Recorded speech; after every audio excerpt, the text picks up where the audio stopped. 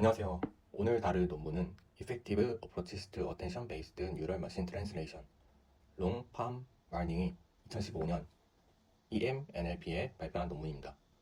지난주까지 저희가 공부한 시퀀스 투 시퀀스와 어텐션 개념을 실제로 처음 정식화한 두 논문 중 하나이고, 오늘 같은 주차의 다른 한 편인 바흐나드 에달 2015년도 논문도 함께 발표됩니다. 이 논문은 바흐단아우 모델을 더 단순하고 저렴한 구조로 재설계하면서 동시에 새로운 로컬 어텐션이라는 개념을 제안한 논문이라고 보시면 됩니다. 오늘은 크게 5가지 파트로 진행하겠습니다. 첫째, 저희가 지금까지 공부한 스터디를 짧게 리탭하고요. 둘째, 지난주 배운 버틀넥 문제와 어텐션 등장 배경을 다시 짚겠습니다. 셋째, 오늘 핵심인 글로벌 어텐션과 로컬 어텐션 구조를 살펴볼 것이고요. 넷째, 인풋 피딩 기법과 실제 실험 결과를 확인합니다. 마지막으로 이 논문이 이후 연구에 남긴 의미를 정리하겠습니다.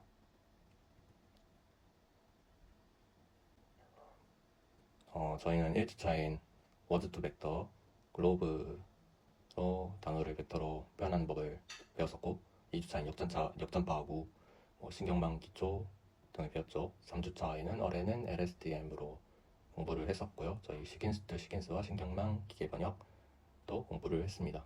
그래서 오늘은 그 연장선에서 어텐션을 다룬 두 논문, 바흐단 아우를 첫 번째 발표자분이 발표해 주시고, 제가 룽 논문을 살펴보는 역할을 맡게 되었습니다. 저희 본격적으로 들어가기 전에 왜 어텐션이 필요했는지부터 다시 짚고 가겠습니다. 왜 어텐션이 필요했을까요? 시퀀스 투 시퀀스는 인코더가 소스 문장 A, B, C, D를 다 읽은 다음 그 정보를 하나의 고정 크기 벡터 X, S에 압축합니다. 디코더는 이 S 하나만 보고 X, Y, Z를 순서대로 생성하죠. 문제는 여기서 생깁니다. 문장이 길어질수록 이 벡터 하나에 담아야 할 정보가 계속 늘어나고, 특히 문장 앞쪽 단어의 정보는 점점 희석되어서 결국 번역 품질이 떨어집니다. 이게 바로 정보 병목 버틀넥 프로블럼이죠. 어텐션은 이 문제를 이렇게 푸는데요. 디코더가 매 시점마다 인코더의 은닉 상태 전체를 다시 들어보고 지금 필요한 부분에 가중치를 실어서 컨텍스트 벡터 CT를 새로 계산합니다. 고정된 벡터 하나가 아니라 매번 새로 만드는 동적인 벡터인 거죠. 이 아이디어를 구현하는 과정이 오늘의 핵심입니다. 이제 오늘의 논문을 보면 저자는 스탠버드의 룽, 팜, 마닝이고 EMNLP 2015에 실렸습니다. 핵심 기여는 그의 3가지인데요. 첫째, 글로벌 어텐션과 로컬 어텐션이라는 2가지 어텐션 방식. 둘째, 인풋 피딩이라는 보조 기법. 그리고 마지막 여러 정렬 함수 비교 실험입니다. 결과적으로 실험한 결과 WMT 14/15 영어 독일어 번역에서 소타를 갱신했다고 하고요. 그래서 비오텐션 시스템 대비 최대 5.0 블루라는 끔폭의 성능 향상을 보였다고 합니다.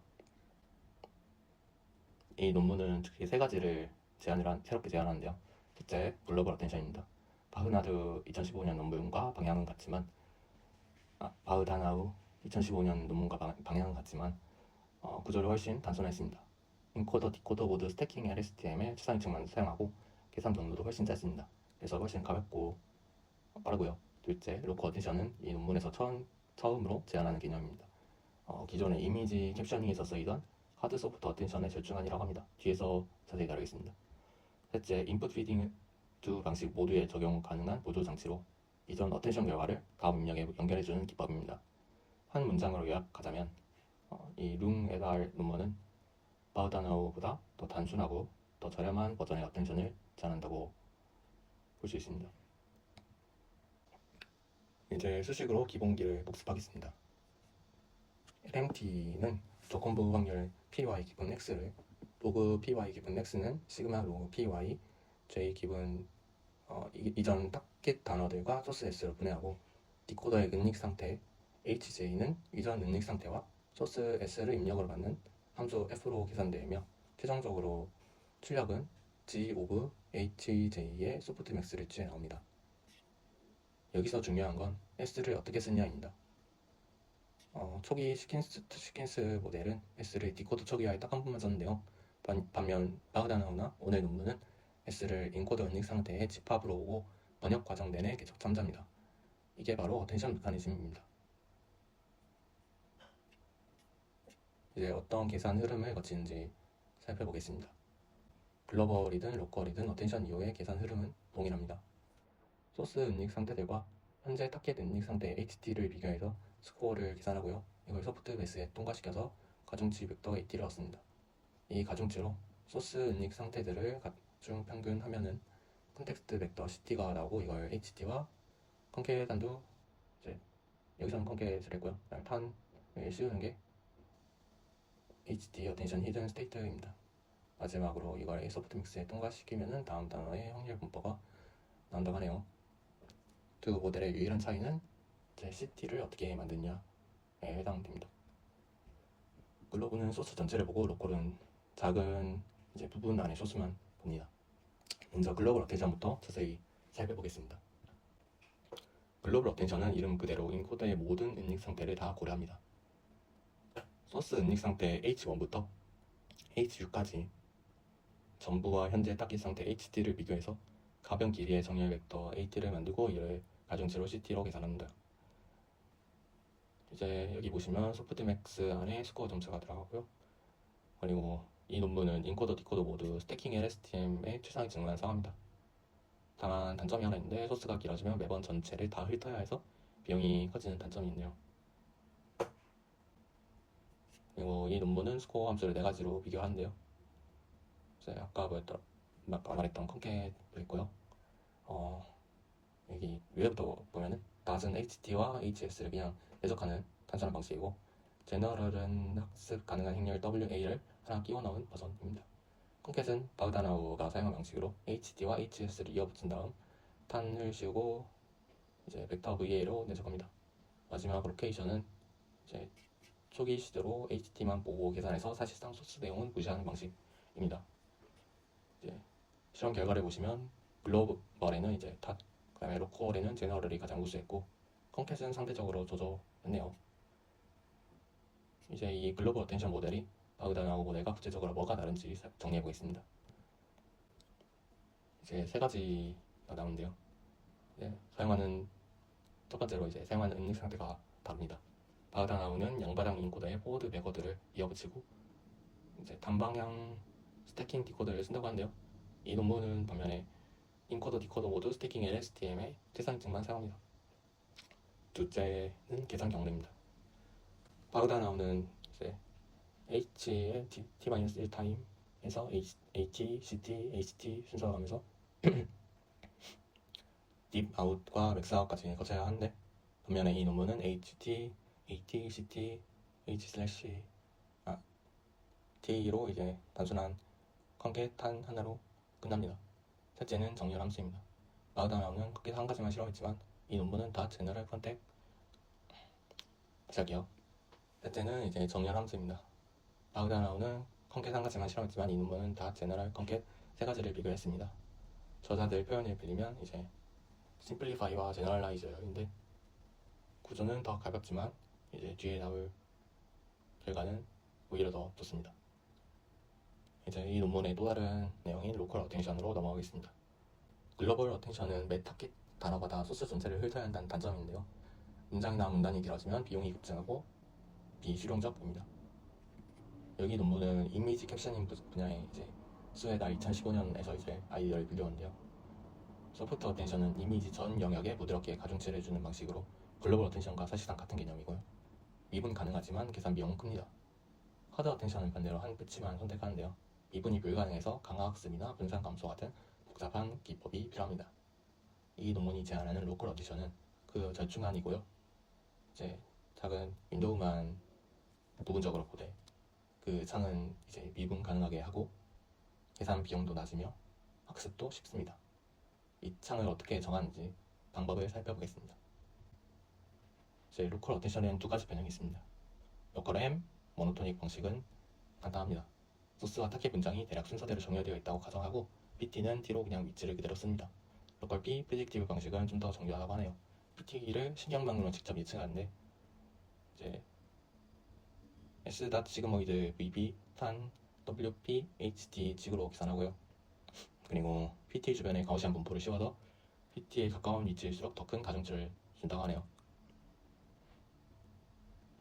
그리고 이 실험 결과를 미리 말씀드리면 로컬 P 제너럴 조합이 이 논문에서 나오는 모든 아키텍처 중 최고 성능을 냅니다. 마지막으로 글로벌 로컬에 모두 적용할 수 있는 보조 기법 인풋 피딩을 살펴보겠습니다. 지금까지 본 글로벌 로컬 어텐션은 매 시점에 어텐션 결정을 독립적으로 내리는데요. 그런데 전통적인 통계 기반 번역 SMT는 커버리지 셋이라는 걸 유지하면서 이미 번역한 소스 단어를 계속 추적합니다. 어텐션도 이렇게 과거 정렬 정보를 반영하면 더 좋지 않을까 하는 문제의식에서 나온 게 인풋 피딩인 것 같습니다. 그래서 아이디어를 적용해서 직전 시점의 어텐션 벡터 h tilde t-1을 다음 입력에 붙이는 이런 컨캣 방식인 겁니다. 이런 효과는 두 가지인데 모델이 과거의 정렬 선택을 인지하게 되고 동시에 수평 방식으로 모두 깊어진 네트워크가 만들어집니다. 그리고 이 방식은 어텐션이 없는 일반 스태킹 RNN에도 적용할 수 있을 만큼 일반적이라고 하네요. 그래서 실제로 이 방법들이 얼마나 효과가 있었는지 마지막으로 실험 결과를 살펴보겠습니다.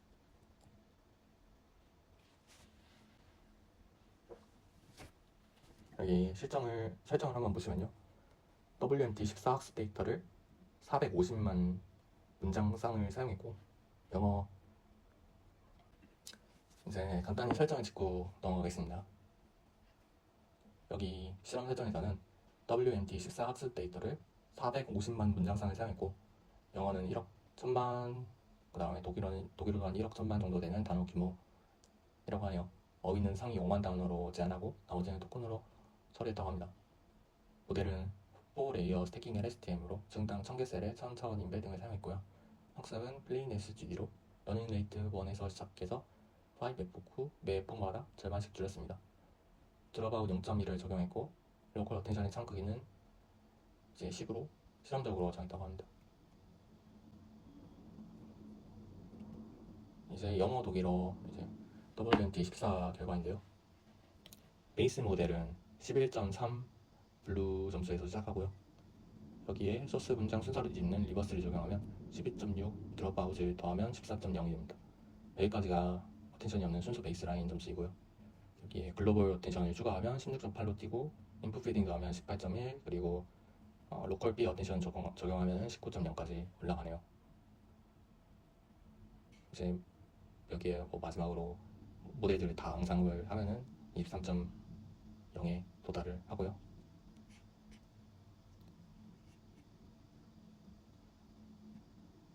여기 그리고 점수를 보시면 14.0에서 로컬 어텐션과 인풋 피딩만 19.0까지 플러스 5포인트, 5 블루 포인트를 달성했고요. 이게 여기 논문 초록에서 강조하는 수치입니다.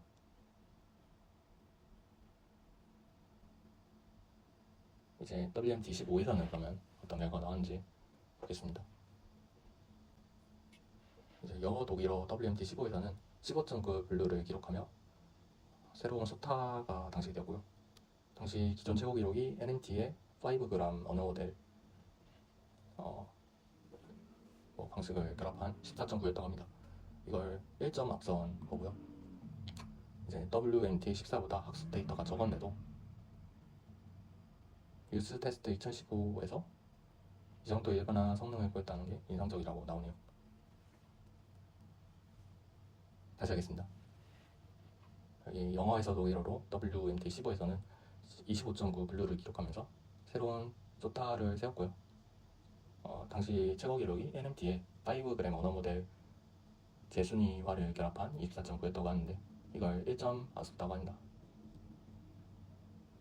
이제 반대 방향인 독일어 영어도 실험했는데 베이스라인 16.9에서 시작해서 글로벌 어텐션, 인풋 피딩 그리고 드롭아웃까지 더하면서 24.9로 올라옵니다. 다만 여기서는 아직 소타 점수인 29.2에는 미치지 못했고요.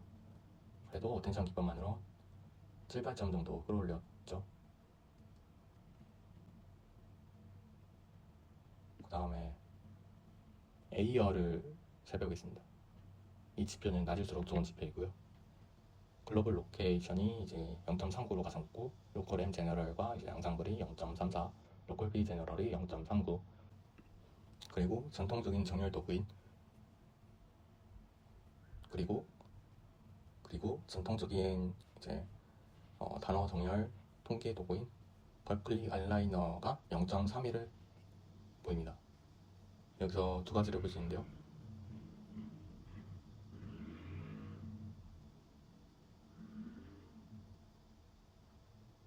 여기서 두 가지를 확인할 수 있는데요. 첫째, 로컬 어텐션이 글로벌보다 날카로운 정렬을 학습하고요. 논문의 피규어 7 시각화를 보면은 이 차이가 더 뚜렷합니다. 둘째, NMT가 아닌 전통적인 정렬기와 비교해도 꽤 근접한 수준입니다. 다만 흥미롭게도 A열이 낮다고 해서 꼭 블루가 높은 건 아니고요. 마지막으로 숫자가 아니라 실제 번역 문장으로 어텐션 효과를 청성적 사례를 통해 확인해 보겠습니다. 논문에서 두 가지 예시를 준비했는데요. 첫째, 고유명사 처리의 경우이고요. 그리고 둘째는 이중부정 처리입니다. 전부 다 독일어라서 발음하기는 제가 힘들고, 다만 이제 기존 베이스 모델을 이제 이중부정을 처리할 때 의미가 이상하게 처리되는 경우가 있었는데, 반면에 어텐션 모델은 정상적으로 처리하는 것을 볼 수 있습니다. 이제 오늘 내용을 정리하고 마무리하겠습니다. 이 논문의 기여를 세 가지로 정리하면 다음과 같습니다. 첫째는 단순함이고요. 이제 바흐다나우에서 그걸 가벼운 구조의 글로벌 어텐션으로 했음에도 성능이 잘 나왔죠. 그리고 둘째는 로컬 어텐션이라는 개념을 새로 제안했다는 점이고요. 마지막 셋째가 이제 블루 포인트 그리고 새로운 소타를 대상했다는 점입니다. 당시 새로운 소타를 대상했다는 점이죠. 그래서 이 논문이 남긴 것 하나를 짚고 가면은 아닙니다. 네, 이것 네, 이상으로 발표를 마치겠습니다. 감사합니다.